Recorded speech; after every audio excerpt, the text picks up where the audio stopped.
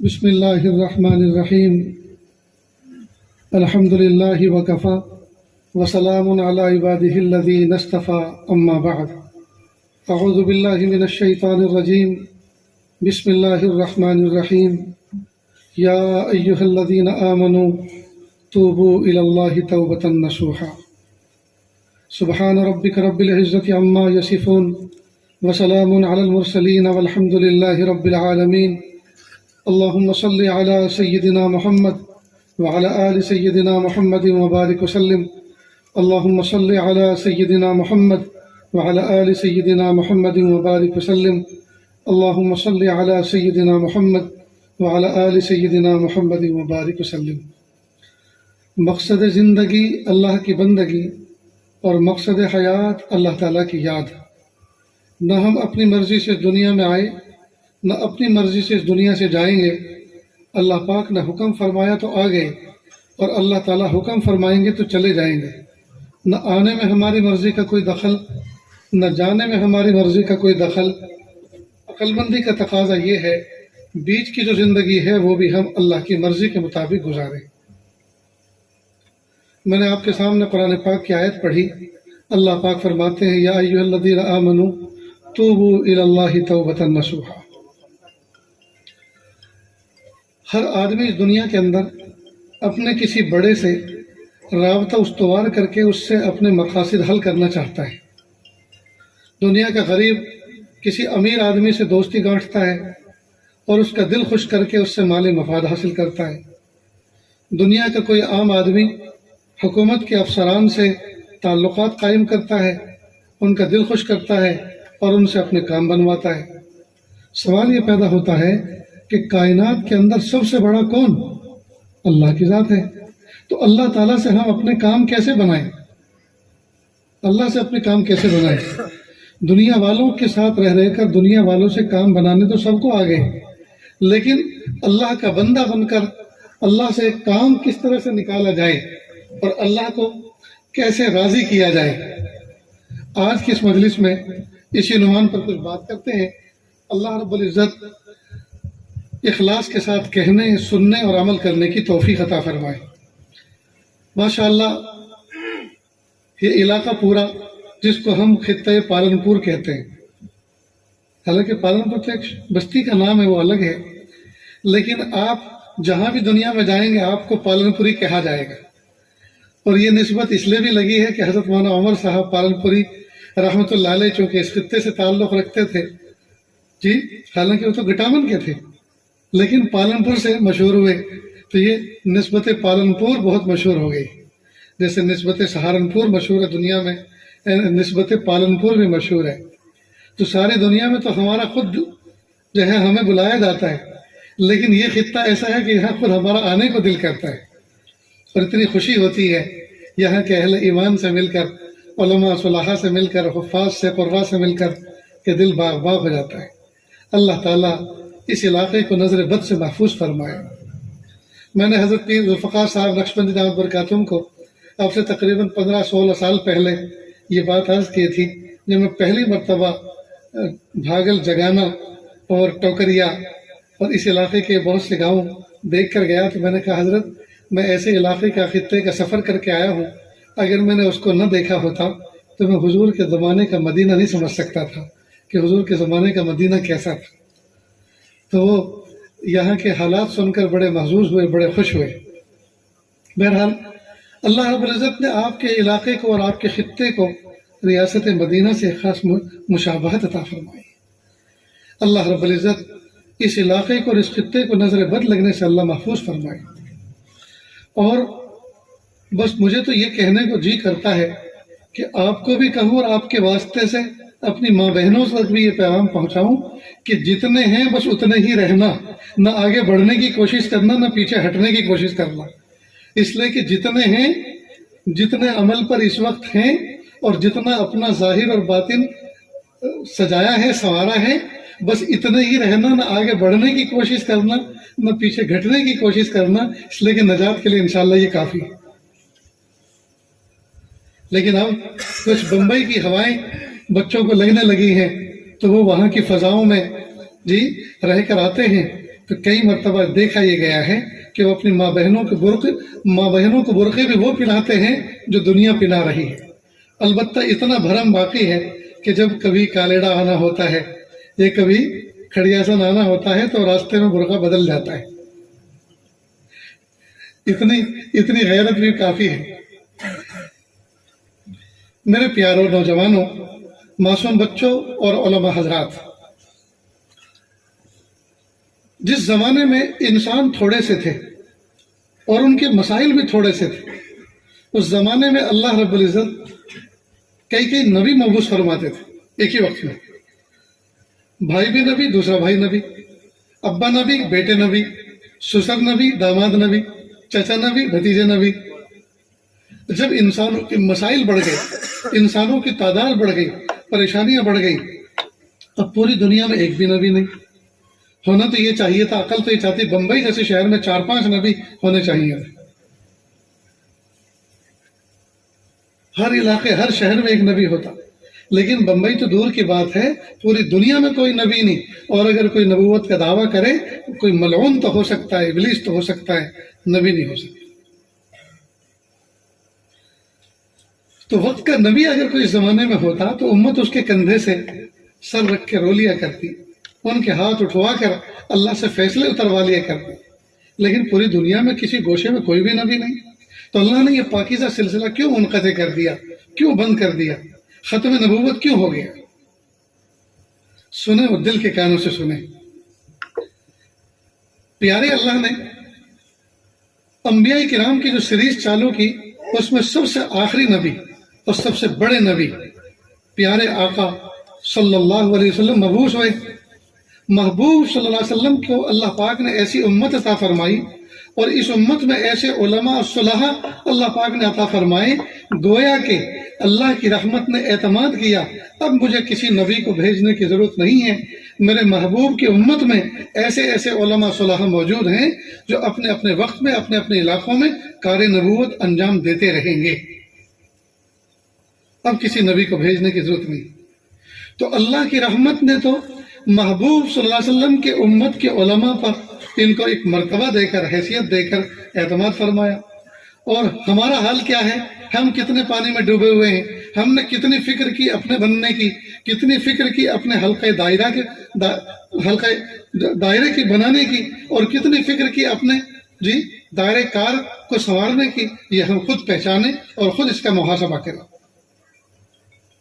ایسا جمود اس وقت چھایا ہے، ایسا جمود چھایا ہے کہ اپنے 5 فٹ کے بدن کو بھی تیار نہیں کر رہے کسی کام کے لیے، چاہے جائے کہ اس جسم کے ذریعے سے ہم ایک امت کو کھڑا کر دیتے۔ تاہم اللہ رب العزت نے نبوت کا سلسلہ بند کر دیا، اب صبح قیامت تک کوئی نبی آنے والا نہیں، لہذا ہر امتی کی بحیثیت امتی کے ایک ذمہ داری عائد ہوتی ہے اس پر، کلکم راعٍ وکلکم مسئول عن رعیتہ، تم میں کا ہر شخص نگہبان ہے اور ہر شخص سے اپنے ماتحتوں کے بارے میں سوال کیا جائے۔ اللہ تعالی ہم سب کی حفاظت فرمائے اور ہم سب کو کچھ کرنے کی توفیق عطا فرمائے۔ اس وقت ضرورت ہے اس بات کی کہ امت انفرادی طور پر اور اجتماعی طور پر اللہ تعالیٰ سے توبہ کر کے اللہ تعالیٰ کی رحمتوں کو اپنی طرف متوجہ کرے۔ جب تک ہم توبہ اور استغفار کر کے اللہ رب العزت کی رحمتوں کو اپنی طرف متوجہ نہیں کریں گے، دوستو ہمارے کام پھنسے رہیں گے، ہمارے کام پھنسے رہیں گے۔ زمین و آسمان کے بدلے ہوئے تیور بتا رہے ہیں کہ اللہ پاک ناراض ہو گئے، ہم نے کام ہی ایسے کر رکھے ہیں، ہم نے اپنی جلوتوں کو، ہم اب جلوتوں میں درنگی بن کے زندگی گزارتے ہیں، جلوت میں ہم پارسا ہوتے ہیں اور خلوت میں پاپی، مخلوق کے سامنے ہم نیک اور ولی بنے ہوتے ہیں اور تنہائیوں میں شیطان کو شرما دینے والے کاموں کا ارتکاب کرتے ہیں۔ تو درنگی کی زندگی ہم گزار رہے ہیں، ہمیں چاہیے کہ ہم یک رنگی اختیار کریں، درنگی چھوڑ دیں، درنگی چھوڑ دے، یک رنگ ہو جا، یا سراپا موم ہو جا پھر سنگ ہو جا۔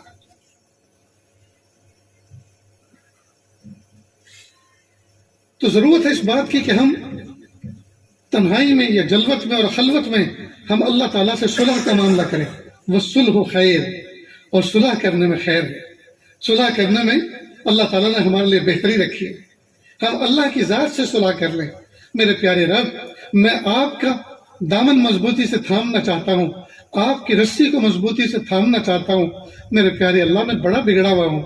میرے پیارے رب، آپ میری تنہائیوں کو، میری جلوت اور خلوت کو بخوبی جانتے ہیں۔ میرے پیارے اللہ، میں بگڑا ہوا ہوں، اب میں سدھرنا چاہتا ہوں، میں آپ کا بن کر زندگی گزارنا چاہتا ہوں، میں آپ کے پیارے محبوب صلی اللہ علیہ وسلم کے نقش قدم پر زندگی گزارنا چاہتا ہوں۔ اللہ آپ میری مدد فرمائیے۔ اور ہم کامل اللہ تعالیٰ سے صلح کا معاملہ کر کے، توبہ اور استغفار کر کے، ہم ایک جو ہے ضابطۂ حیات بنائیں اور ضابطہ بنا کر اس ضابطے کے مطابق زندگی گزاریں۔ یاد رکھیں دوستو، اگر کوئی مومن بندہ صرف اور صرف فرائض و واجبات پر عمل کرے، اسی کے بارے میں تو سوال ہوگا، فرائض و واجبات پر، کوئی مومن بندہ صرف اور صرف فرائض و واجبات پر عمل کرے، کوئی نفل نہ کرے، کوئی نفل کام نہ کرے، لیکن گناہوں سے اپنے دامن کو بچا کے رکھے، خدا کی قسم قیامت کے دن سیدھا جنت میں جائے گا۔ لیکن ایک بندہ ہے جو فرائض و واجبات کی بھی حفاظت کرتا ہے، نوافل اور سنن کا بھی پورا خیال رکھتا ہے، لیکن گناہ بھی پیٹ بھر کے کرتا ہے، تو جنت میں جانا نہ جانا تو بات کی بات ہے، لیکن پہلے تطہیر کے لیے جہنم میں ضرور جانا پڑے گا۔ تو جس معصیت اور جس گناہ کے کرنے سے جہنم میں جانا یقینی بنتا ہے، یہ کون سی عقل مندی ہے کہ ہم جہنم میں جانے کا یقینی کام کریں؟ پھر ضرورت ہے اس بات کی کہ ہم گناہوں کو زیرو لیول پر لے کر آئیں، ہم گناہوں کو زیرو لیول پر لے کر آئیں۔ نیکی ہم سے ہو یا نہ ہو، نیکی ہو یا نہ ہو، لیکن گناہ بالکل نہیں ہونا چاہیے۔ اور اسی مثال کو ہم اچھی طرح سے سمجھ سکتے ہیں۔ ایک بچہ ہے جو ماں باپ کی فرما برداری بھی کرتا ہے اور کھانا پینے کا پورا خیال رکھتا ہے، ان کی ضروریات کی تکمیل کا بھی پورا خیال رکھتا ہے، لیکن کئی مرتبہ دن میں گالیاں بھی منہ سے نکالتا ہے، دھکا بھی دے دیتا ہے، آستینیں بھی چڑھاتا ہے، گھورتا بھی ہے، تیز بھی بولتا ہے، یہ سب کچھ کرتا ہے۔ اور ایک بچہ ہے گھر میں، نہ وہ کسی کام کا نہ کاج کا، کوئی کام وہ نہیں کرتا، معذور ہے، اپاہج ہے، لیکن ماں باپ کو ستاتا نہیں ہے، ماں باپ کا دل دکھاتا نہیں ہے۔ حقیقت میں دیکھیے، ماں باپ کا دل اس سے بوجھل نہیں ہوتا، ماں باپ اس سے خوش ہوتے ہیں، لیکن وہ جو سارے ضروریات کا خیال رکھتا ہے اور گھر میں ساری ضروریات کو لالا کر رکھتا ہے، لیکن ماں باپ کے ساتھ میں ترش کلامی سے پیش آتا ہے جی، اور ماں باپ کے ساتھ میں لڑائی جھگڑا کرتا ہے، اونچی اونچی آواز سے باتیں کرتا ہے، ماں باپ کا دل اس سے ہمیشہ دکھی رہتا ہے۔ بالکل مثال ایسی ہی ایک بندہ نیکیاں بھی کرتا ہے جی، نیکی کا ڈھونگ بھی کرتا ہے، ظاہر میں تقوی کا لباس بھی پہنتا ہے، سب کچھ، لیکن تنہائیوں میں شیطان کو شرما دینے والے کاموں کا ارتکاب بھی کرتا ہے۔ اللہ کی نظر میں یہ بندہ گرا ہوا ہے۔ لیکن ایک شخص ہے جو صرف اور صرف فرائض و واجبات پر اکتفا کرتا ہے، اور کوئی کام اس سے نہیں ہوتا، لیکن وہ گناہ سے اپنے دامن کو بچا کے رکھتا ہے، وہ اللہ کے ولیوں میں شمار ہوتا ہے۔ اس لیے پیارے نوجوانوں، طلبہ عزیز، کوشش اس بات کی کریں کہ فرائض و واجبات کے بعد نوافل میں ہم چاہے درک حاصل نہ کر سکیں، نوافل میں چاہے ہم آگے جو ہے قدم نہ بڑھا سکیں، لیکن گناہوں سے اپنے ہاتھ دامن کو بچا کر رکھیں۔ نیز اگر کبھی کوئی معصیت ہو جائے، کبھی کوئی ارتکاب ہو جائے نفس و شیطان کے غلبے کی وجہ سے، پھر اللہ کی رحمت سے مایوس نہ ہو۔ محبوب صلی اللہ علیہ وسلم نے فرمایا، التائب من الذنب کمن لا ذنب لہ، گناہوں سے توبہ کرنے والا ایسا ہے جیسے کہ اس نے گناہ کیے ہی نہیں۔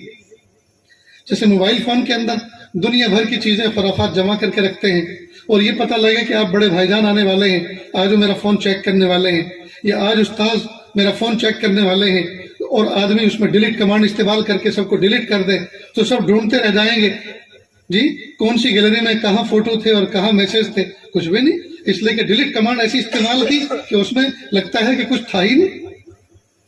بالکل ٹھیک اسی طرح التائب من الذنب کمن لا ذنب لہ، گناہوں سے توبہ کرنے والا ایسا ہے جیسا کہ اس نے گناہ کیے ہی نہیں۔ اللہ رب العزت نے سائنس کی جدید ایجادات کی وجہ سے ہمارے لیے دین مبین کو سمجھنا انتہائی آسان کر دیا۔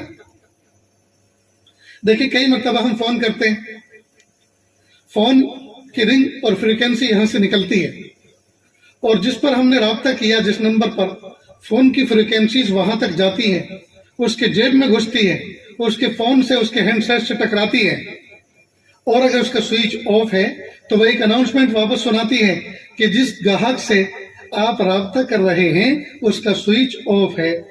اب وہ چاہے زبان کوئی سی بھی ہو، لیکن اس کا مفہوم یہی ہوتا ہے کہ جس فون سے آپ رابطہ کر رہے ہیں اس کا سوئچ آف ہے۔ ٹھیک بالکل اسی طرح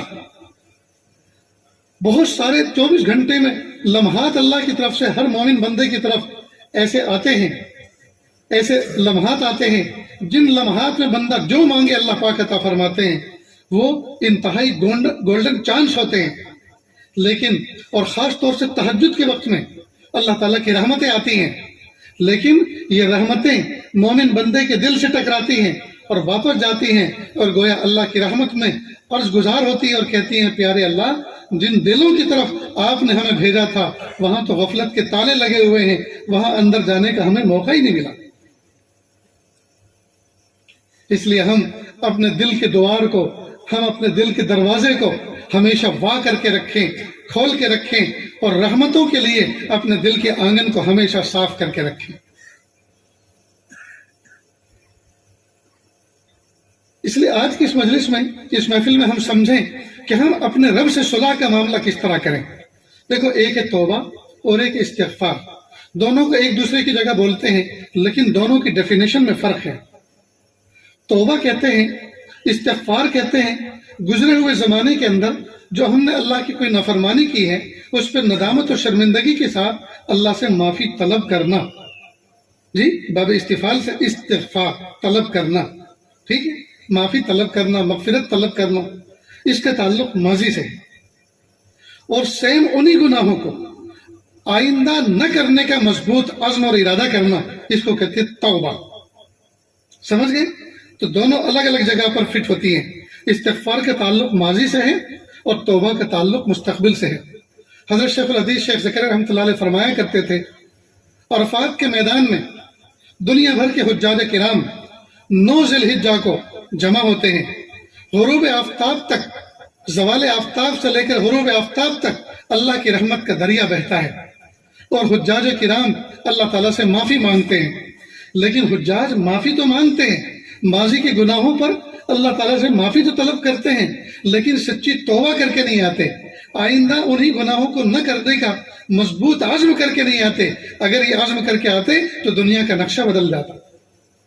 صرف پچھلے زمانے میں جو کچھ ہم نے معصیت کا ارتکاب کیا ہے اس پر جھاڑو پھروا کر آتے ہیں، ان کو معاف کروا کے آتے ہیں، لیکن انہی گناہوں کو آئندہ نہ کرنے کا عزم بالجزم کر کے، جس کو توبہ کہتے ہیں، وہ کر کے نہیں آتے۔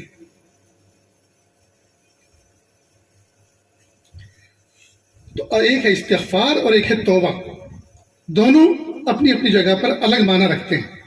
ویسے ایک دوسرے کی جگہ پہ بولتے ہیں بھائی توبہ استغفار کرو، لیکن دونوں کا مفہوم الگ ہے۔ جب کوئی بندہ اللہ تعالیٰ سے سچے دل سے معافی مانگ لیتا ہے، سچے دل سے اللہ سے معافی مانگ لیتا ہے، تو اللہ رب العزت اس کے گناہوں کو ریکارڈ سے بھی ختم کر دیتے ہیں۔ دنیا کی عدالتیں اپنے مجرمین کو مجرم بننے سے پہلے وہ ملزم ہوتا ہے، اور جب جرم ثابت ہو جاتا ہے تو پھر مجرم بن جاتا ہے۔ دنیا کی عدالتیں اپنے مجرمین کو معاف تو کر دیتی ہیں، لیکن فرد جرم ان کی الماریوں میں ریکارڈ محفوظ رہتا ہے۔ وہ جب چاہے یا ان کا کوئی دشمن جب چاہے اس سیکریٹ کو اوپن کر سکتا ہے کہ یہ ایسے ایسے جرم کے اندر جو ہے ملوث رہے ہیں اور یہ سزا یافتہ مجرم ہے، جو رسوائی کے لیے کافی ہوتا ہے۔ لیکن اللہ رب العزت اپنی بارگاہ کے اندر معافی مانگنے والے اور رجوع کرنے والوں کو ایسا معاف فرماتے ہیں، التائب من الذنب کمن لا ذنب لہ، گناہوں سے توبہ کرنے والا ایسا ہے جیسا کہ اس نے گناہ کیے ہی نہیں۔ اللہ اکبر کبیرہ۔ کتنے پیارے رب ہمیں ملے ہیں دوست، کتنے پیارے رب ہمیں ملے ہیں۔ اس لیے اتنے پیارے رب سے ہمارا معاملہ ہے، اور پھر بھی ہم اپنی فائلوں کو کلیئر نہیں کر رہے، پھر بھی ہم اپنے نامہ اعمال کو کلیئر نہیں کر رہے۔ یہ کتنی عجیب بات ہے دوست۔ اس لیے توبہ اور استغفار کا اہتمام کثرت سے کرنا چاہیے۔ حضرت عائشہ صدیقہ رضی اللہ تعالیٰ عنہ فرماتی ہیں، اللہ کے محبوب صلی اللہ علیہ وسلم دن میں 70 سے زیادہ مرتبہ توبہ اور استغفار فرمایا کرتے تھے۔ سوال یہ پیدا ہوتا ہے، اللہ کے محبوب صلی اللہ علیہ وسلم تو بخشے بخشائے تھے، محبوب صلی اللہ علیہ وسلم تو گنہگار نہیں تھے، پھر یہ استغفار کس لیے؟ یہ میرے اور آپ کی تربیت اور تعلیم کے لیے۔ اور استغفار کے بارے میں ایک بات سمجھ لیں، اگر کوئی آدمی اتنے گناہ کرے، اتنے گناہ کرے، اتنے گناہ کرے، نیچے زمین اور اوپر آسمان، یہ خلا پورا کا پورا بھر جائے، اور یہ بھرنے والا نہیں ہے، صرف ایک فرد نہیں، سارے کے سارے انسان مل کر بھی من مرضی کے گناہ کرے پھر بھی بھرنے والا نہیں ہے، کوئی بہت بڑا اسپیس ہے، یہ بہت بڑی جگہ ہے، بہت بڑا خلا ہے۔ لیکن فرض کریں فرد واحد اتنے گناہ کرے کہ نیچے زمین سے ٹکرا دے اور اوپر آسمان سے، پھر بھی یہ گناہ محدود ہیں، اوپر آسمان کی حد، نیچے زمین کی حد، یہ لمیٹیڈ ہیں، یہ محدود ہیں، اور اللہ کی رحمت انلمیٹیڈ ہے، لامحدود ہے۔ تو محدود چیز کا لامحدود چیز سے کیا مقابلہ؟ لیکن فرض کرے ایک بندہ اتنے گناہ کر کے آئے اور پھر کہ اللہ میری توبہ، اللہ مجھے معاف کر دیجیے، اللہ فوراً معاف فرماتے ہیں اور فرماتے ہیں جا میرے بندے، میں نے تجھے معاف کیا، وَلَسْتُ أُبَالِي، اور مجھے کوئی پرواہ نہیں، مجھے کوئی پرواہ نہیں۔ اب سوال یہ پیدا ہوتا ہے کہ جب ایک مرتبہ استغفار کرنے میں سچے دل سے معاف ہو جاتا ہے تو یہ بار بار روزانہ ہمیں استغفار اور توبہ کے لیے کیوں ابھارا جا رہا ہے؟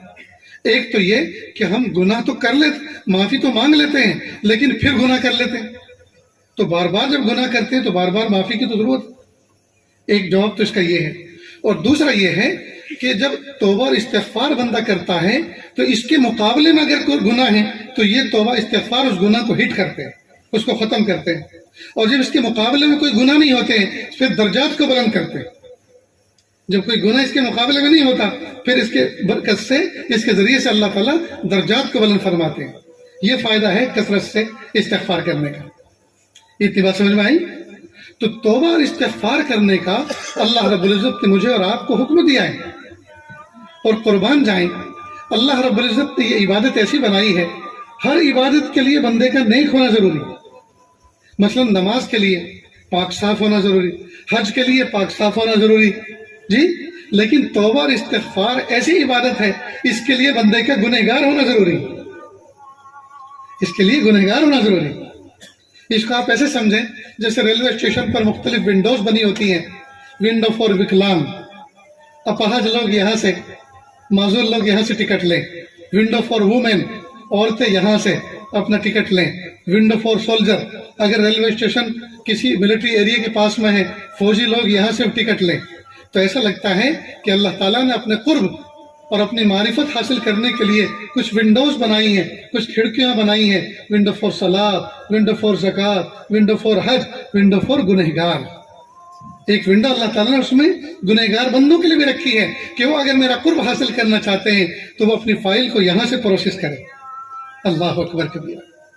میرے پیارے بھائیوں، جب مجھے اور آپ کو اتنا پیارا رب ملا ہے جو ہمارے گناہوں سے ملول نہیں ہوتا، جو ہمارے گناہوں سے مایوس نہیں ہوتا، ہمارے گناہوں سے پریشان نہیں ہوتا، بلکہ ہمارے توبہ نہ کرنے سے وہ رب ناراض ہوتا ہے۔ کتابوں میں لکھا ہے کہ اگر کوئی بندہ، اگر سارے کے سارے بنی آدم گناہ کرنا چھوڑ دیں تو اللہ تعالیٰ ایک دوسری مخلوق پیدا فرمائے جو گناہ کرے، پھر توبہ کرے، پھر اللہ تعالیٰ اس کی توبہ کو معاف کرے۔ معلوم اللہ تعالیٰ کو توبہ قبول کرنا اور گنہگار بندوں کو معاف کرنا پسند ہے۔ اور اگر اللہ تعالیٰ سب کچھ ہوتے لیکن غفور الرحیم نہ ہوتے، معاف کرنے والے نہ ہوتے، تو اللہ کی ذات میں یہ عیب تھا، اور اللہ بے عیب ہے۔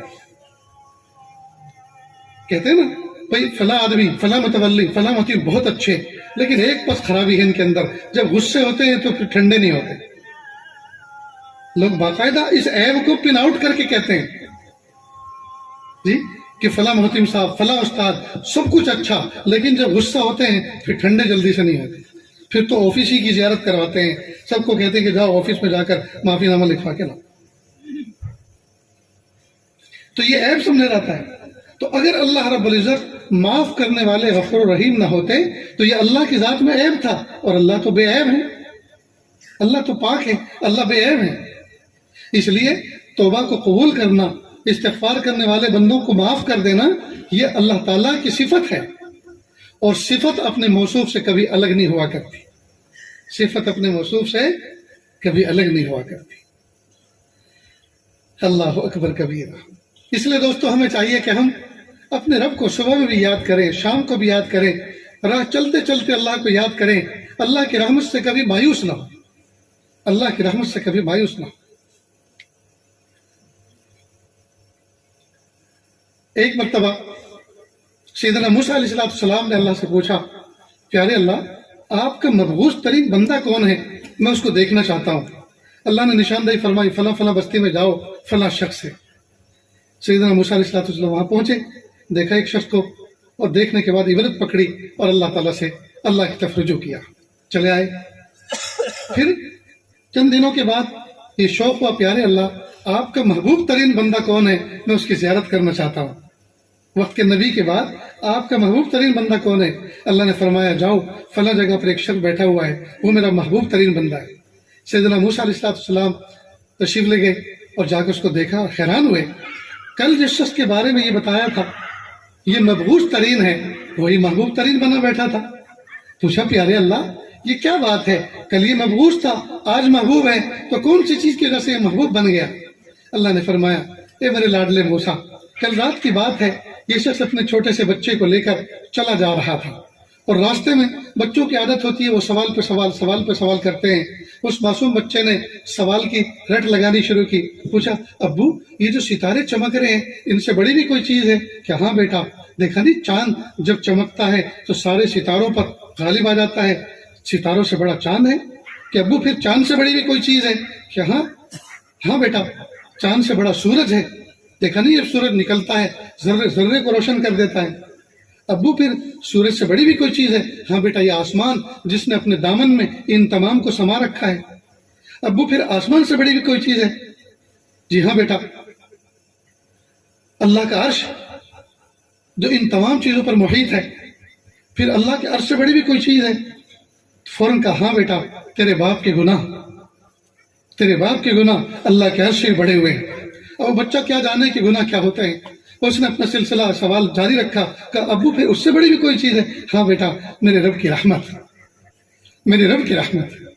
تو جب اس نے یہ کہا میرے رب کی رحمت، اللہ پاک نے حضرت موسیٰ علیہ السلام سے فرمایا کہ اے میرے موسیٰ، وہ تو اپنے بچے کو اپنے گناہ میرے عرش سے بڑے کر کے دکھا رہا ہے، اور جب وہ اس سے پوچھ رہا ہے کہ پھر اس سے بڑھ کر کیا ہے تو اپنے گناہ کو عرش سے بڑے بتایا، اور جب اس پر پوچھا گیا اس سے بڑا کیا ہے، میری رحمت کو سب سے بڑا بتایا۔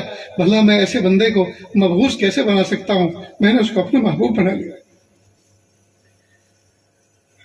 محترم طلبہ عزیز، محترم علماء کرام، حفاظ کرام، قراء اعظام، حاجیوں اور نمازیوں، اپنے رب کو اہمیت کا درجہ دیں۔ ہم اپنی مناجات میں تنہائیوں میں اپنے رب کو منانے کی کوشش کریں، اور اپنے کچا چٹھا اپنے رب کو سنائیں اور کہیں میرے پیارے رب مجھ سے کچھ نہیں ہو سکتا، کرنے والی ذات آپ کی ہے۔ اللہ میں نے بہت آپ کا ولی بننا چاہا لیکن ولی نہ بن سکا، البتہ شیطان بن گیا ہوں۔ کہ اللہ وہ کون سی گناہ ہیں جو میں نے نہیں کیے؟ پہلے زمانوں میں 100 سال کی عمر پانے والوں نے شاید وہ گناہ نہیں کیے جو کہ میں نے چھوٹی سی عمر میں کر ڈالے ہیں، اور جو گناہ نہیں کیے، جو بچے ہوئے ہیں، وہ اس لیے نہیں کیے کہ ان کے کرنے کا ارادہ نہیں ہے، بلکہ اس لیے نہیں کیے کہ ان کا کوئی موقع نہیں ملا۔ اگر موقع مل چکا ہوتا تو وہ گناہ بھی کر چکا ہوتا۔ میرے پیارے رب کب تک اس طرح سے زندگی گزرے گی؟ آپ مجھے معاف کر دیجیے۔ تو تنہائیوں میں ہم اللہ تعالیٰ سے مناجات کرنے والے بنے، تنہائیوں میں ہم توبہ اور استغفار کرنے والے بنے۔ جب ہم اپنا تنہائی میں پرسنل معاملہ اللہ تعالیٰ کی ذات سے درست کر لیں گے انشاءاللہ، پھر اجتماع میں یا انفرادی حیثیت میں جب ہم اللہ کے دربار میں ہاتھ اٹھائیں گے، اللہ تعالیٰ کے فیصلے اترائیں گے۔ میں اپنے دوست احباب میں ذکر کر رہا تھا، خراسان کے اندر ایک بادشاہ نے اپنے محل کو بڑا کرنا چاہا، اور اس جگہ کے اپنے محل کو جہاں اس نے بڑا کرنا چاہا وہاں ایک بڑھیا کا جھوپڑا آ رہا تھا۔ تو بادشاہ نے اس سے کہلوایا کہ آپ اپنے جھوپڑے کو ہٹا دو، تمہاری من مرضی کے مطابق ہم پورا گھر بنا دیں گے، لیکن یہاں سے اس کو ہٹا دو، ہمیں یہاں محل کو آگے بڑھانا ہے۔ تو بوڑھی عورت تھی، بوڑھے جو افراد ہوتے ہیں وہ اپنی جائیداد سے ایک محبت رکھتے ہیں، کہا کہ نہیں، میں نے تو اسی جھوپڑے میں آنکھ کھولی ہے، یہ میرے آباء و اجداد کا عطیہ ہے، اس کو تو میں کبھی نہیں چھوڑوں۔ بادشاہ چپ کر کے بیٹھ گیا۔ ایک مدت کے بعد اس کو کسی لمبے سفر پہ جانا تھا، خبر ملی بادشاہ کو کہ بڑھیا غائب ہے، بڑھیا موجود نہیں ہے۔ کہا جھوپڑا اڑا دو، جب آئے گی دیکھا جائے گا، من مرضی کی جگہ پہ اس کا شاندار گھر بنا کے دیں گے۔ جب بڑھیا آئی اور اس نے اپنے ہمسایوں سے پوچھا میرا جھوپڑا نظر نہیں آ رہا، وہ کدھر گیا؟ کہ دیکھنے کہ یہ محل ادھر کو بڑھ گیا اور تمہارا جھوپڑا تو اس میں شامل کر دیا، کہ ویسے اس کو کیوں شامل کیا؟ میں نے تو منع کیا تھا کہ تو یہاں نہیں تھی نا، اس لیے اس کو شامل کر دیا۔ فوراً آسمان کی طرف نظر اٹھائی اور کہا پیارے اللہ میں نہیں تھی، تو تھا نا، تو نے میرے جھوپڑے کو کیوں گرنے دیا؟ بس اس درد بھرے انداز سے اس نے آہ نکالی کہ اسی وقت زلزلہ آیا اور وہ محل زمین بوس ہو گیا۔ ایک بڑھیا اللہ تعالیٰ کے عرش کے پایوں کو اور ستونوں کو ہلا دیا کرتی تھی اور آسمان سے فیصلے اتروا دیا کرتی تھی۔ آج دوستو امت اتنی بڑی تعداد میں موجود ہے اور فیصلے نہیں اتروا پا رہی۔ دوستو کہیں نہ کہیں تو پانی مر رہا ہے، کہیں نہ کہیں تو ہم سے کچھ مسٹیک ہو رہی ہے، کہیں نہ کہیں تو ہم سے غلطی ہو رہی ہے۔ اس لیے ہمیں چاہیے، بلکہ پوری امت کو چاہیے کہ انفرادی طور پر اور اجتماعی طور پر ہم اللہ تعالیٰ سے صلح کا معاملہ کر لیں اور کہ پیارے اللہ ہم گناہ نہیں کریں گے، ہم معصیت کا ارتکاب نہیں کریں گے، اللہ ہم آپ سے دوستی کرنا چاہتے ہیں، اللہ ہم آپ کی ولایت کی بھیک مانگتے ہیں، اللہ اپنا ولی بنا لیجئے، اپنے محبوب بندوں میں ہمیں شمار فرما لیجئے۔ پیارے نوجوان بچوں یاد رکھو، ہم جمعہ کے دن نہا دھو کر کپڑے پہنتے ہیں صاف ستھرے، عام دنوں میں پہنتے ہیں، لیکن خاص طور سے جمعہ کے دن جمعہ کی سنت سمجھ کر غسل کر کے صاف ستھرے ہو کر کپڑے پہنتے ہیں۔ جی کوئی عقل مند دنیا میں آج تک ایسا پیدا نہیں ہوا جو اپنے صاف ستھرے کپڑے کو جان بوجھ کے میلا کرتا ہو۔ ہر آدمی پوری کوشش اس بات کی کرتا ہے کہ یہ کپڑے دیر تک چلیں، یہ میلے ہونے نہ پائیں۔ خاص طور سے طلبہ عزیز جو اپنے ہاتھوں سے کپڑے دھوتے ہیں، ان بچوں سے پوچھو کہ دھلے ہوئے کپڑے اور صاف ستھرے کپڑے پہننے کی قدر کیا ہوتی ہے۔ لیکن باوجود اس کوشش کے ہونے کے کہ میرے کپڑے میلے نہ ہوں، پھر بھی میلے ہوتے ہیں کہ نہیں؟ تو کپڑے میلے کیا نہیں کرتے، میلے ہو جایا کرتے ہیں، اور جب میلے ہو جاتے ہیں تو کیا کرتے ہیں؟ پھر پھینک دیتے ہیں ان کو، پھر دھوتے ہیں، پھر میلے ہو جاتے ہیں تو پھر دھوتے ہیں، پھر میلے ہو جاتے ہیں تو پھر دھوتے ہیں۔ آج تک دھوتے دھوتے تھکے؟ کوئی عقل مند ایسا ہے کہ اس نے کپڑوں کو پھینک دیا اور یہ اعلان کر دیا ہو کہ اب مجھے کپڑے نہیں پہننے، اب میں ایسے ہی ننگ دھڑنگ رہوں گا؟ یہ تو ہمیشہ میلے ہوتے رہتے ہیں۔ جی کبھی بھی آج تک کسی عقل مند نے یہ فیصلہ نہیں کیا۔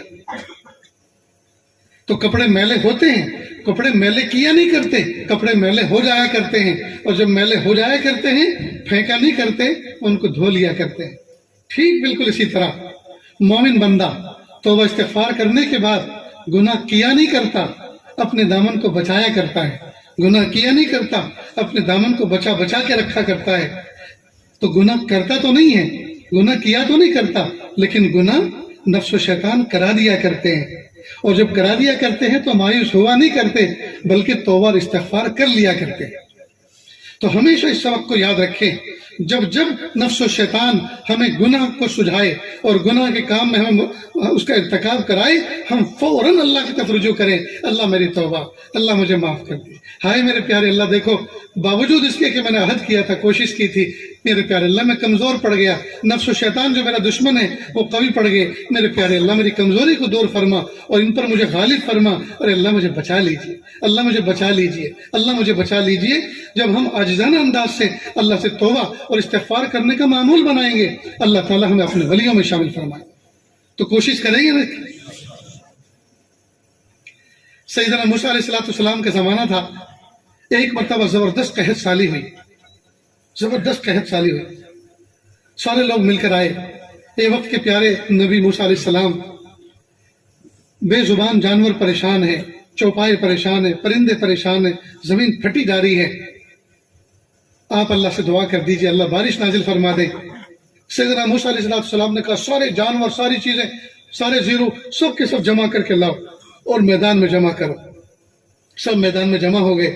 سیدنا موسیٰ علیہ السلام نے ہاتھ اٹھائے اور دعا کا مضمون باندھا اور کہا پیارے اللہ بارش نازل فرما دیجئے، اللہ بارش دے دیجئے، بے زبان جانور پریشان، پرندے پریشان، انسان پریشان، اللہ بارش نازل فرما دیجئے۔ اور مضمون، دعا کے مضمون میں یہاں تک کہہ ڈالا پیارے اللہ اگر موسیٰ کا مرتبہ آپ کے نزدیک گھٹ گیا ہے تو نبی آخر الزماں محمد عربی صلی اللہ علیہ وسلم کے واسطے سے ہم دعا کرتے ہیں اللہ دعا قبول فرما لیجئے اور بارش نازل فرما دیجئے۔ اللہ تعالیٰ نے فوراً الہام کیا، وحی بھیجی اور کہا اے موسیٰ، اے لاڈلے موسیٰ، نہ تو تمہارا مرتبہ ہمارے نزدیک گھٹا ہے اور نہ نبی آخر الزماں کے واسطے سے کی جانے والی دعاؤں کو ہم رد کیا کرتے ہیں، बात दर हकीकत यह है, इस मजमे के अंदर एक ऐसा पापी, एक ऐसा मुजरिम बैठा हुआ है जो पिछले 40 सालों से हमारी नेमतों का मुकाबला गुनाहों से कर रहा है। हम नेमत भेजते हैं, जवाब में गुनाह भेजता है। हम नेमत भेजते हैं, जवाब में वो गुनाह करता है। हम उससे नाराज हो गए हैं और उसी की नहुसत की वजह से पूरी बस्ती पर हमने बारिश को रोक लिया है। अगर वो इस मजमे से उठ के दूर चला जाए, हम बारिश नाजिल कर देंगे। सैयदना मूसा अलैहिस्सलाम तमाम की तरफ मुखातब हुए और कहा, ये लोगों, आप में कौन वो पापी है जो पिछले 40 साल से अल्लाह ताला की नाफरमानी पे उतरा हुआ है? अल्लाह से अभी गुफ्तगू हुई है, अल्लाह ने अभी फरमाया अगर वो उठ के चला जाता है तो अभी बारिश नाजिल हो जाती है। अब जैसे ये बात की, सब एक दूसरे को देखने लगे, लेकिन जो असल पापी और मुजरिम था वो बजाय एक दूसरे को देखने के उसने अपने आप को डाउन करना शुरू किया, अपने आप को छुपाना शुरू किया और दिल ही दिल के अंदर चंद जुमले अल्लाह से शेयर किए और कहा, मेरे प्यारे रब, मुझे आप माफ कर दीजिए, मेरे प्यारे रब, मुझे माफ कर दीजिए। आज उठ के जाऊंगा, वक्त का नबी भी देख लेगा, मेरी बीवी भी देख लेगी, मेरे बच्चे भी देख लेंगे, मेरी माँ बहनें भी देख लेंगी और बहुत बड़ी रुसवाई हो जाएगी। मेरे प्यारे अल्लाह, आज की बात है, बस आज आखिरी दिन है, अल्लाह कोई गुनाह नहीं करूंगा, मैं सच्ची तौबा करता हूं, मुझे माफ कर दीजिए। चंद ही लम्हे गुजरे थे, गाढ़े गाढ़े बादल आए और जोरदार मूसलाधार बारिश बरसना शुरू हुई। सैयदना मूसा अलैहिस्सलाम फिर ज़ात हक की तरफ मुतवज्जे हुए और फरमाया, अर्ज किया, प्यारे अल्लाह, अभी तो पापी और मुजरिम उठने भी ना पाया और आपने बारिश नाजिल फरमा दी। प्यारे अल्लाह ने फरमाया, ए मेरे लाडले मूसा, जिसकी वजह से रोक रखा था उसी की वजह से नाजिल भी कर दिया। प्यारे अल्लाह, दिखा तो दीजिए वो 40 साल पापी और मुजरिम कौन था? अल्लाह पाक ने फरमाया, ए मेरे लाडले मूसा, जब वो मेरा बागी तागी था तब मैंने उसको रुसवा न किया, अब जबकि मेरा वली बन चुका है, अब भला मैं कैसे उसको रुसवा कर सकता हूँ? देखिए अल्लाह ताला कैसे कैसे पर्दे रखते हैं, अल्लाह कैसी लाज रखते हैं। जब हमें इतना प्यारा रब मिला है और हमें ऐसे रब से मिलाने वाला ऐसा नबी मिला, जब हमें इतनी ऊंची निस्बत मिली, लाडले मूसा अलैहिस्सलाम की निस्बत रखने वाले, उनके उम्मती होने की निस्बत रखने वाले जी इसराइली की गुनाह को अल्लाह पाक ने माफ कर दिया, तौबा को कबूल कर लिया, तो मैं और आप, हम तो निस्बत मोहम्मदी रखते हैं, हम तो निस्बत मदनी रखते हैं। कि अल्लाह पाक हमारी दुआओं को रद्द कर देंगे? क्या हमारी दुआओं को रद्द कर देंगे? ये कभी नहीं हो सकता। और जरूरत इस बात की है, हम अपनी तन्हाइयों को संवार लें, हम अपनी तन्हाइयों को संवार लें। जलवतों में तो वैसे भी देखा देखी हर आदमी अपने आप को बना सजा के रखता है, बतकल्लुफ अपने आप को नेक जाहिर करने की कोशिश करता है, लेकिन सारा मसला खलवतों का है, सारा मसला तन्हाइयों का है। हम शैतान को शर्मा देने वाले कामों का इर्तिकाब करते हैं और जब से ये फ़ोन ईजाद हुए हैं, हम अपने आप को तन्हाई में तन्हा न समझें, बल्कि हमारे साथ में शैतान की बहुत बड़ी फौज साथ में रहती है। सारी खलवतों को कबाड़ा कर दिया, सारी खलवतों का इस फोन ने कबाड़ा कर दिया। अगर कोई शख्स यूं कहे, मैं तो अपने खेत पर एक झोपड़ा बना के तन्हा रहता हूं, बस उससे ये पूछ लो कि आपके पास, आपके साथ में फोन मौजूद है? अगर वो फोन है तो तन्हा रहने का उसका दावा झूठा समझो, इसलिए कि वो तन्हा नहीं है, वो तो हजारों लाखों इंसानों के साथ अपना ताल्लुक बनाए हुए है। अहले इल्म हज़रात, तलब अजीज का हाल ये कि फोन साथ में है, किताब सामने है, फोन इधर रखा हुआ है, अभी तो मुब्तदा पढ़ा, खबर पढ़ी भी नहीं, अभी तो उसका कोई नतीजा भी नहीं निकला, इतने में फोन आ गया, फोन उठा के उठ के चले गए और किताब इंतजार कर रही है कि मुब्तदा पढ़ के गया है, कम से कम आके खबर तो पढ़ ले। मुताले नाकिस हो गए, कुरान पाक की तिलावत कर रहे हैं और सामने फोन रखते हैं, और कुरान पाक की तिलावत करना गोया रब्बे करीम के साथ, ज़ात हक के साथ मुनाजात करना है, और इधर फोन आया, कुरान पाक को छोड़ दिया, अल्लाह को छोड़ दिया, उसकी मुनाजात को छोड़ दी और बोधी मखलूक के साथ बात करने लगा। हाय हाय, कैसी गैरत की बात है। अगर अल्लाह ताला की गैरत को उस वक्त जोश आ जाए, हमेशा हमेशा के लिए महरूम कर दे कि कुरान पाक को तुझे खोलने की इजाजत नहीं देते, कि तू किस मुंह से हमारे कुरान पाक को खोल के हमारी तिलावत कर रहा है कलाम की, कि तुझे तो मखलूक का कलाम पसंद है। इसलिए जब भी मुताला करो, जब भी कुरान पाक की तिलावत करो, इस फोन को अपने से दूर करो, इसको फ्लाइट मोड में डालो, ताकि किसी की ना रिंग आए, ना किसी का मैसेज आए, और न कोई बात हमसे करे, ना हम किसी से बात करें। फिर देखो मुताले में कैसी जान पैदा होती है, तिलावत में कैसा शगफ पैदा होता है, उसकी बरकत ही कुछ अलग है। आज के जमाने में सबसे बड़ा मुजाहिदा फ़ोन का इस्तेमाल है दोस्त, सबसे बड़ा मुजाहदा। मुरीदीन खानकाहों में जाते हैं, मशाइख से मिलते हैं, दिन भर मलफूजात सुनते हैं, दिन भर जिक्र अज़कार करते हैं, और रातों की तन्हाइयों में बस ये 1 घंटा 1.5 घंटा काफ़ी होता है दिन भर के अनवारात को ज़ाय करने के लिए। फ़ोन लेके बैठते हैं, दिन में मेहनत करते हैं, रात को कोरे हो जाते हैं। गोया कोई दीवार चुन रहे थे, दीवार कोई तामीर कर रहे थे, रात भर दिन भर दीवार को चुना और रात को धक्का देकर उसको गिरा दिया, फिर दूसरे दिन फिर से मेहनत शुरू की, दीवार ही मुकम्मल नहीं होती जिंदगी की। बिल्कुल ठीक इसी तरह हम अपनी जिंदगी की तामीर की दीवार तामीर करते हैं, लेकिन तकमील होने नहीं पाती कि उस दीवार को खुद अपने हाथों से गिरा देते हैं और ढह देते हैं। मेरे भाइयों, अपने फोन को अपना दुश्मन समझो, आखिरत का दुश्मन, दुनिया का दुश्मन, बरकत का दुश्मन, रूहानियत का दुश्मन, तिलावत का दुश्मन, जी जिक्र अज़कार का दुश्मन, अरे माँ बाप का दुश्मन और सगी बीवी का दुश्मन। दिल बहलाने वाली हलाल बीवी पहलू में मौजूद है, लेकिन उसके पहलू में होने के बावजूद फोन में यूट्यूब के अंदर दुनिया भर की फिल्में देखी जा रही है। उसकी मौजूदगी में और जरा सी आड़ लेकर न जाने किन किन से मुआशका किया जा रहा है और किन किन से चेट जारी है। अल्लाह हम सब की हिफाजत फरमाए। जो हाथ हमारे माँ बाप की खिदमत करके उनके दिल की दुआएं लेने वाले थे, आज वही हाथ माँ बाप की खिदमत नहीं कर रहे, बल्कि सेलफोन के अंदर लगे हुए। दोस्तों, आज के दौर में आसमान की छत के नीचे सबसे बड़ा मुजाहिदा ये सेलफोन है। सेलफोन है, इस सेलफोन ने हमें तबाह बर्बाद कर दिया है।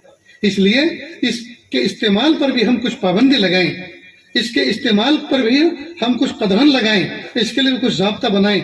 अरब के एक बहुत बड़े आलिम ने अपने बीवी बच्चों तमाम को जमा किया और कहने लगे कि देखो भाई, जब से ये इंटरनेट ईजाद हुआ, जब से ये व्हाट्सएप ईजाद हुआ, हमारा हाल तो ये है, न हम मुताले के रहे, न तशनीफ़ व तालीफ के रहे, न तिलावत के रहे, न जिक्र अस्कार के रहे, न खिदमत खल्क के रहे। हम तो जिसको देखो हमारे घर में हर शख्स इसका दीवाना बना हुआ है। इसलिए आज से एक ज़ाब्ता बनाया जा रहा है। एक तो ये कि रात को 10 बजे तमाम जो नाबालिग बच्चे हैं अपने फ़ोन माँ बाप के कमरे में जमा करा दें। नीज जो बच्चे मुकल्लफ और बालिग हैं वो 10 बजे के बाद अपने फ़ोन को मुकम्मल स्विच ऑफ कर दें। नीज सुबह को इशराक के बाद अपने फ़ोन को चालू करें और सिर्फ 15 मिनट, मुसलसल 15 मिनट अपने फ़ोन को इस्तेमाल करें। उसके बाद फिर डेटा ऑफ कर दें। डेटा ऑफ करने से इंटरनेट सर्विस बंद हो जाएंगी, लेकिन आपका फ़ोन चालू रहेगा। 3 घंटे के बाद फिर 15 मिनट के लिए चालू करें और 15 मिनट में जो पोस्ट भेजनी है, जो व्हाट्सएप देखने हैं, जिनका जवाब देना है, उसको क्लियर करें।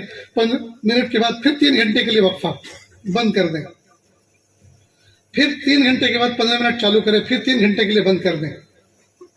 इस तरह कुछ करेंगे तो आप दुनिया में भी काम कर सकेंगे और आखिरत का कुछ मामला भी कर सकेंगे। और अगर इस तरह से ज़ब्त वक्त नहीं करेंगे, निज़ाम और ज़ाब्ता नहीं बनाएंगे, तो याद रखना बर्बाद कुछ तो हो चुके और कुछ जो बाकी हैं वो भी हो जाएंगे।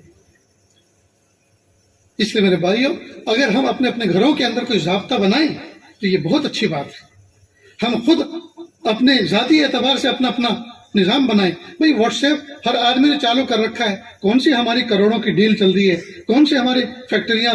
ये ऐप तो बनाई गई थी कामकाज वाले लोगों के लिए, बिजनेसमैन लोगों के लिए, लेकिन इस ऐप को कौन इस्तेमाल कर रहा है? खाना पकाने वाली हमारी माँ बहनें, रोटी पकाने वाली हमारी माँ बहनें, और वो तवे का फोटो भेज रही हैं, देखो आज हमारी रोटी फूल गई है, पहले नहीं फूला करती थी, आज हमारी रोटी फूल गई है, देखो इसकी तस्वीर देख लो, देखो चूल्हे में लकड़ी लगी हुई है, इसकी तस्वीर देख लो। हाय हाय, मुझे ऐसा लगता है सिर्फ बस एक ही हालत बची है जिसके फोटो नहीं चल रहे, और वो है इस्तिंजे की हालत। अल्लाह बचा के रखे सब, वरना कोई कंडीशन ऐसी नहीं है जिसमें लोगों के फोटो, बुजुर्गान दीन के फोटो, वो सो रहे हैं तो वो खराटे ले रहे हैं तो उनके खराटों के फोटो, वो खा रहे हैं तो उनके लुक़्मे उठाने का फोटो, वो चल रहे हैं तो उनके चलने का फोटो। बताइए ये कौन सी दीन की जरूरत है? लेकिन दोस्तों ऐसा जुनून चढ़ा है, ऐसा जुनून चढ़ा है कि पूछो। बहुत से हमसे और बहुत से अहले इल्म हज़रात से मुलाकात माने के लिए आते हैं, और वो दूसरे एक शख्स को लेके आता है, और उसको इसलिए लेकर आता है ताकि वो हमारा फोटो ले ले। जब मैं उनसे गले मिल रहा हूं तो फोटो ले ले ताकि मैं दुनिया को दिखा सकूं मेरा ताल्लुक किन किन लोगों से।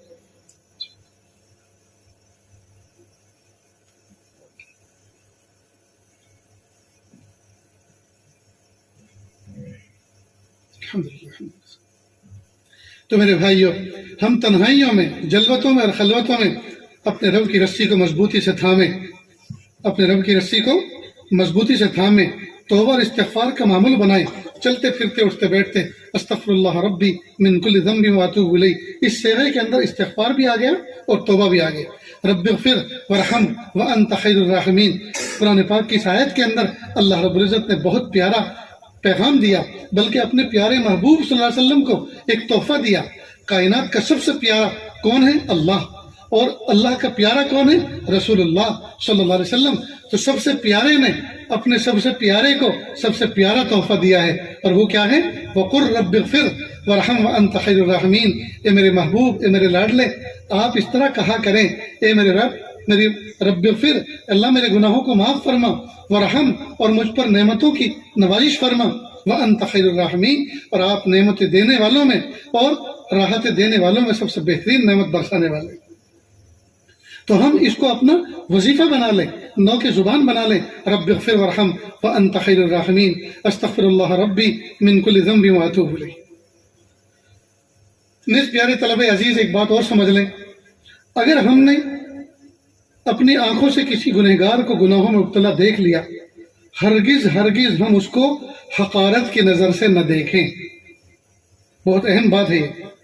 अगर हमने अपनी सगी आंखों से किसी आसी को, किसी गुनहगार को मासी में मुब्तला देख लिया, गुनाह में मुब्तला देख लिया, तो हम तो बहुत बड़ा एविडेंस बन गए ना, गवाह बन गए ना, कि हमारी आंखों के सामने हमने देखा, रंगे हाथ उसको पकड़ा कि उसने ये गुनाह किया।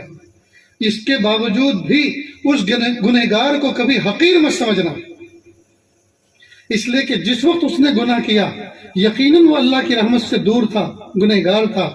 लेकिन आम तौर पे होता यह है, गुनहगार बंदा गुनाह तो कर लेता है, लेकिन फिर अल्लाह की तरफ से उसको नदामत नसीब होती है मिन जानिबिल्लाह, और इसी नदामत का नाम तो तौबा है। अत्तौबतु अन्नदम, तौबा नाम ही है नदामत का, तो उसको तौबा भी नसीब हो जाती है। और तौबा जब हो जाती है तो वो गुनहगारी की कैटेगरी से निकलकर, गुनहगारों की कैटेगरी से निकलकर वो अल्लाह के वलियों में शामिल हो जाता है। अब अगर हमने उस गुनहगार को, जिसको अपनी आंखों से देखा था थोड़े वक्त पहले, बाद में अगर उसको गुनहगार ही की नजर से गर्दानेंगे और देखेंगे, तो याद रखना, किताबों में लिखा है, हदीस पाक का मफहूम है कि अल्लाह ताला अगर कोई बंदा किसी गुनहगार को गुनहगारी का ताना दे, हालांकि वो उस गुनाह पर तौबा कर चुका है, तो अल्लाह ताला इस ताना देने वाले को उस वक्त तक मौत नहीं देंगे जब तक कि इसी तरह के गुनाह में ये भी मुब्तला ना हो जाए। अल्लाह हम सब की हिफाजत फरमा। तो किसी गुनहगार को देखकर अपनी आंखों से भी उसको गुनहगार मत समझो, इसलिए कि गुनाह का वो अमल वो चंद लम्हे का था, लेकिन जब वो गुनाह से फारिग हो गया, वो तो तौबा करके अल्लाह का वली बन चुका। अब अगर हम बुरा समझ रहे हैं तो गुनहगार को बुरा नहीं समझ रहे, बल्कि अल्लाह के वली को बुरा समझ रहे हैं। ये बहुत नाजुक मसला है। आजकल न जाने कैसी कैसी वीडियो आ जाती हैं, उसमें लोग जो है किसी गुनाह में किसी को मुलव्वस देखते हैं, और वो वीडियो ऐसी वायरल होती है कि फिर हमेशा हमेश के लिए उस आदमी को पापी समझा जाता है। नहीं दोस्तों, ऐसी बात नहीं है। ये अल्लाह का एक निज़ाम है, फाइल हकीकी अल्लाह की ज़ात है। बल्कि अगर किसी को गुनहगार को गुनाह में मुब्तला देख लें तो ये सोचें, जी मेरे प्यारे रब, इसकी जगह मैं भी तो हो सकता था। या अल्लाह आपने मुझे बचाया और उसको मुब्तला फरमाया। मेरे प्यारे अल्लाह, जैसे आपने मुझे बचाया, या अल्लाह उसके लिए मैं माफ़ी चाहता हूँ, अल्लाह आप उसको माफ़ कर दीजिए, उसकी मग़फ़िरत फरमा दीजिए। और जैसे प्यारे अल्लाह आपने मुझे बचा के रखा, उसको भी हमेशा बचा के रखिए। मोमिन की शान तो ये है, न ये कि अपने दिल में किसी का मैल ले ले। जब कोई आदमी किसी गुनहगार को गुनाह में देखता है, उसको गुनहगार समझता है, तो इसका मतलब ये हुआ कि ये अपने आप को पारसा समझता है। जरा ये तो बताइए कि ये पारसा बनाया किसने है? जिस रब ने इसको पारसा बनाया, उसी रब की शान उस पर दूसरी तजल्ली जाहिर हुई, उसने गुनहगार बनाया। और जिस रब ने तुझे पारसा बनाया और वो गुनाह मुब्तला हो गया, वही रब उसको माफ करके पारसा बनाएंगे। अब तू अपनी फिक्र कर, हो सकता है तू कहीं गुनहगार ना हो जाए, हो सकता है कि तू गुनहगार ना हो जाए। इसलिए दोस्तों, अपने दामन को पाक रखें। जी, जिस तरह से हमने अपने जाहिर को संवारा, सफेद लिबास में जी अपने आप को जो है मलबूस किया, सफेद लिबास में अपने आप को मलबूस किया, हमने चेहरों पे सुन्नतों को सजाया, सर के ऊपर हमने टोपियां रखी, पगड़ियां रखी। जिस तरह जाहिर को संवारने की कोशिश की, दोस्तों हम अपने बातिन को भी संवारने की कोशिश करें। और बातिन के संवारने की इब्तिदा गुनाहों से तौबा और इस्तिग़फ़ार से होती है। تو ہم تنہائیوں میں بھی، جلوتوں میں بھی اور خلوتوں میں بھی اس وظیفے کو مضبوطی سے تھامیں اور اللہ تعالیٰ سے صلح کا معاملہ کریں۔ دعا ہے اللہ تعالیٰ کہنے سننے سے زیادہ عمل کی توفیق عطا فرمائے۔ وآخر دعوانا ان الحمد للہ رب العالمین۔ دعا سے پہلے ایک چھوٹی سی درخواست ہے آپ تمام حضرات سے۔ مدینہ منورہ میں اللہ کے محبوب صلی اللہ علیہ وسلم زندگی بسر فرما رہے تھے اور اچانک خبر ملی کہ یہود و ہنود اور نصارہ و مشرکین تمام نے مل کر مدینہ پاک کی اینٹ سے اینٹ بجانے کا فیصلہ کر دیا ہے۔ چنانچہ وہ چڑھ آئے ہیں۔ محبوب صلی اللہ علیہ وسلم نے ایک مشورہ بلایا اور مشورے میں یہ بات رکھی کیا کرنا چاہیے۔ تو حضرت سلمان فارسی رضی اللہ تعالیٰ عنہ نے اپنی رائے پیش کی کہ ہمارے ملک ایران میں جب کوئی دشمن حملہ کرتا تھا تو ہم بستی کے ارد گرد خندق کھود دیا کرتے تھے تاکہ دشمن اندر نہ آئیں۔ محبوب صلی اللہ علیہ وسلم کو یہ مشورہ پسند آیا، چنانچہ صحابہ کرام کی ذمہ داری دے دی کہ کتنے زرا کتنے قدم کس کس کو کھودنا ہے، اور خود بھی اس عمل میں بنفس نفیس محبوب صلی اللہ علیہ وسلم خود بھی شریک ہوئے۔ اسی دوران جب یہ عمل چل رہا تھا چند لوگ محبوب صلی اللہ علیہ وسلم کے پاس آئے اور آ کر عرض کیا کہ اللہ کے محبوب صلی اللہ علیہ وسلم ہمارے خوف کے ہمارے کلیجے منہ کو آ رہے ہیں، تو اس موقع پر ہم کیا پڑھیں؟ محبوب صلی اللہ علیہ وسلم نے فرمایا اللہم استر عوراتنا وآمن روعاتنا۔ آپ یہ پڑھیں اللہم استر عوراتنا وآمن روعاتنا، اللہ ہماری عزتوں کی حفاظت فرما اور ہمیں امن نصیب فرما۔ یہ اس کا مفہوم ہے۔ چنانچہ صحابہ کرام نے پڑھنا شروع کیا۔ اللہ کی شان ایسی تیز آندھی اور طوفان آیا کہ ان کے خیمے اکھڑ گئے، ان کے جانور رسی توڑا کے بھاگ گئے، یہاں تک کہ وہ سارے کے سارے حملہ آور بھی چلے گئے۔ ٹھیک بالکل اسی طرح اس وقت فلسطین میں اور بالخصوص غزہ کے علاقے میں کہ ساری دنیا کفر چڑھ دوڑی ہے نہتے اہل ایمان کے اوپر، لہذا ہمیں چاہیے کہ ہم ان کی طرف سے یہ وظیفہ پڑھیں اور کم از کم 300 دفعہ روزانہ پڑھیں، بلکہ میں تو کہا کرتا ہوں 313 کی تعداد اصحاب بدرین کی ہے، یہ تعداد بنا لیں اور اس کے مطابق پڑھیں، اس لیے کہ کوئی بھی ذکر اگر 300 مرتبہ کیا جاتا ہے تو وہ ذکر قلیل نہیں کہلاتا بلکہ ذکر کثیر کی حد میں وہ داخل ہو جاتا ہے۔ تو 313 دفعہ اگر ہم پڑھنے کا معمول بنا لیں تو اس میں دیر نہیں لگتی، تو ہماری طرف سے ان کو اس کی مدد مل جائے گی اور ہمارا بھی حصہ اس عمل میں شریک ہو جائے گا۔ تو کریں گے نا انشاءاللہ، اور یہ بات ہم اپنے گھروں تک بھی پہنچائیں۔ ہماری ماں بہنیں جو سمجھدار بچے اور بچیاں ہیں وہ بھی 313 دفعہ کا یہ عادت پورا کر لیا کریں، اول آخر درود ابراہیم ایک مرتبہ پڑھ لی اور بیچ میں 313 یہ پڑھیں۔ اللہ کی ذات سے امید ہے کہ انشاءاللہ اللہ کی مدد آئے گی، اور مدد کھلی آنکھوں سے لوگ دیکھ رہے ہیں اور مدد اللہ کی آ رہی ہے۔ وہ دنیا میں اپنا ڈھنڈورا پیٹنے والے طاقت کا، وہ اپنے اسلحے کی طاقت کا ڈھنڈورا پیٹنے والے اور اپنے آپ کو سپر پاور کہنے والے، جی ان سے نہٹتے لوگ جی نبرد آزما ہے، اور اللہ رب العزت نے ان کے ہاتھ کو اونچا رکھا ہے۔ اللہ ان کا دنیا میں بھی اونچا رکھا ہے، آخرت میں ان کا ہاتھ اونچا رکھے۔